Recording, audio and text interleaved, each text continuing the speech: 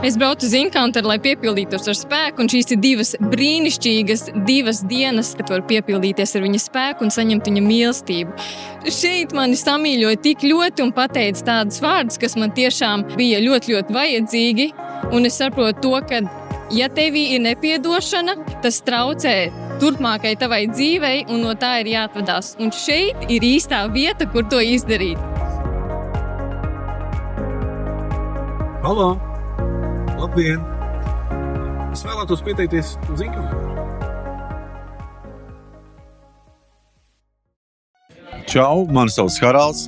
Es devos uz Encounter, jo man bija vairākas problēmas. Man bija atkarība no alkohola, es dzēru, man bija veģetīvā distonija, kā arī man bija depresija un salauzts sirds. Es biju zaudējis dzīvē jēgu, un draugu pamudināts es izvēlējos apmeklēt Encounter. Encounterā man tiešām patīkami pārsteidza tā mīlestības atmosfēra, kas šeit bija. Bija vairākas tēmas, kas izskaidro ticību, kas izskaidro cilvēku problēmu garīgos cēloņus, man ļoti uzrunāja, kā arī aizlūgšanu laikā es piedzīvoju gan atbrīvošanu, gan dziedināšanu, un tiešām jūtamā veidā piedzīvoju Dievu.